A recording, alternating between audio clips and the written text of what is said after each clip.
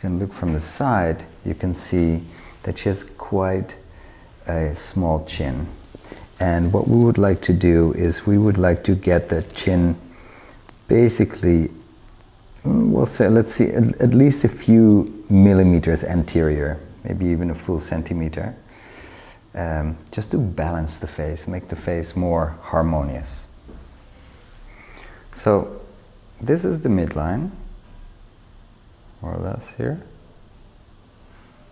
And the ideal width of the chin is, of course, the width of the ala, so that should be around here.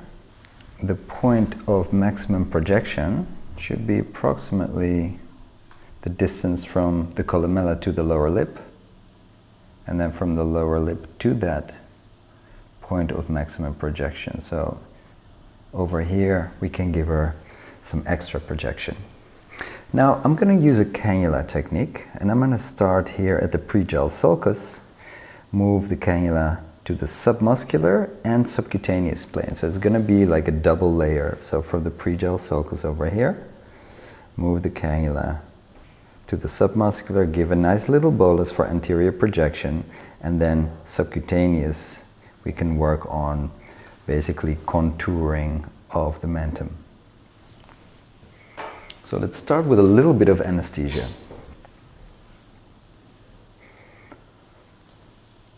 We can do two things in one: mid-pupillary line, mental foramen. Sometimes you can feel it, sometimes you can't. So it should be about here. 1, 2, 3. A little bit subcutaneous for the entry point. Then I move the needle to the periosteum, and I inject about 0.1, another 0.1, another 0.1, soft touch to the periosteum, and another 0.1. And I kind of massage the lidocaine over the periosteum, and I hope it's going to reach that mental nerve. I'm going to do the same on the other side. Mid-pupillary line, that's where the mental foramen should be, more or less. Cannot really feel it. 1, 2, 3. Subcutaneous, 0.1. And then I advance the cannula, the needle, to where I think the foramen might be, and I give small deposits, different areas on the periosteum. Then spread the lidocaine to the foramen. Right, so that should numb most of the chin. This is my entry point. I'm using a 21 gauge needle to make the entry point. Okay, now I'm using a 22 gauge 50 millimeter cannula.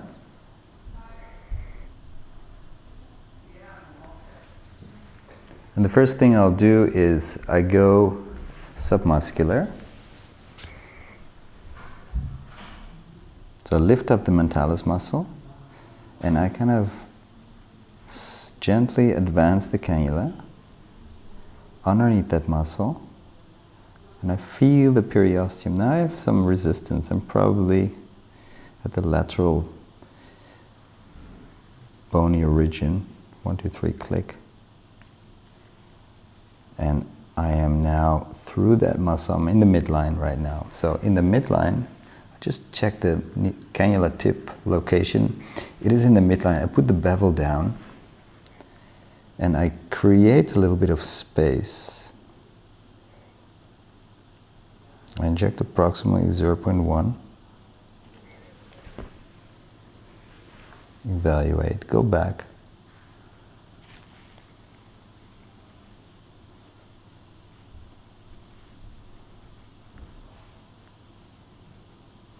Okay, I'm back to where I was. Check tip location, exactly in the midline again, 0.1.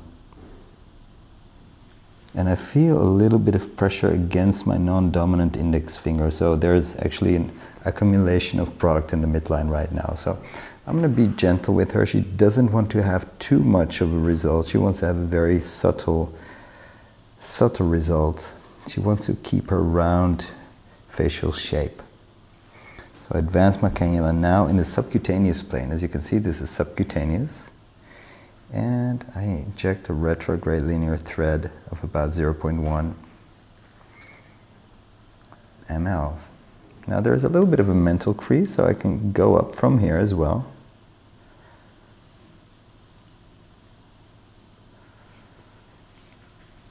Onto the mental crease. I can go up all the way to the marionette line if I wish.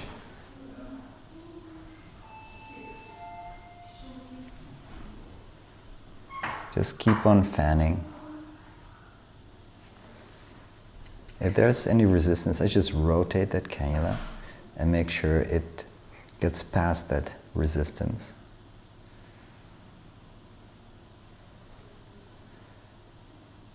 I just do it on visual result. So I'm just following the shadows right now.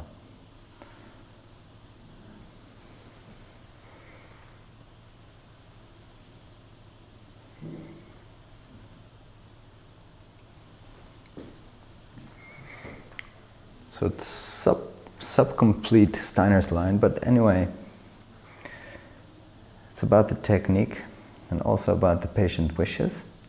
And she wants to still have her rounded face. She doesn't want to have an elongated chin, so we're going to leave it at this.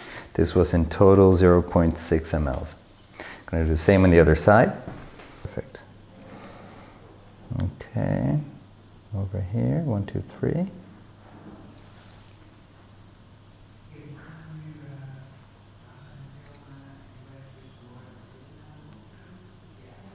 Okay. All right, so from here, again, I go to the lateral part of the muscle.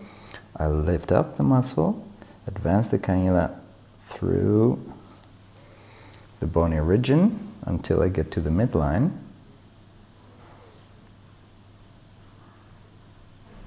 And over here, I keep my index finger of my non-dominant hand or my thumb over here in order to prevent the product from migrating inferiorly. I check the tip location, so I put my thumb here, and sometimes I kind of pull the muscle forward in order to prevent and to facilitate deplacement of the product. Calcium hydroxylapatite, and again 0.1, so it's 0.2 in total injected submuscularly from the left side as well. So I advance the cannula to the submuscular space and I inject the product underneath the mentalis muscle, and I keep my non-dominant index finger or my thumb on the inferior side in order to prevent inferior displacement of the product. Also, I try to pull the muscle upward in order to make sure that the product stays in the periosteum there. And then I place 0.2 in total in 2 separate boluses.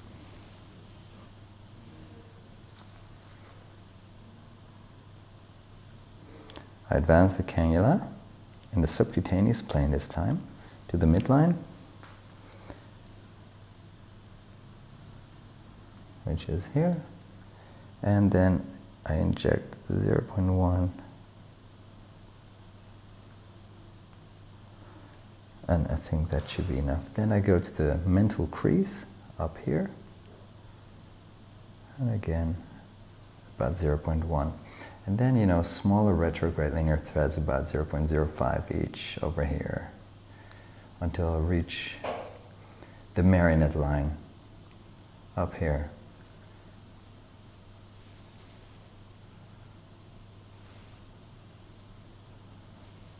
A little bit more. Okay. So as you can see, there's still a little bit of distance between the pencil and her mentum, but as you can see, there's definitely an advancement of a few millimeters. Now, molding, keeping some pressure inferiorly is great for molding because it will make sure that the product does not migrate inferiorly. So with the molding, you could press it to the submental area. But if you keep your finger here, you prevent that from happening. All right, so she still has a nice and round shape. It's just a little bit more projection of her mentum.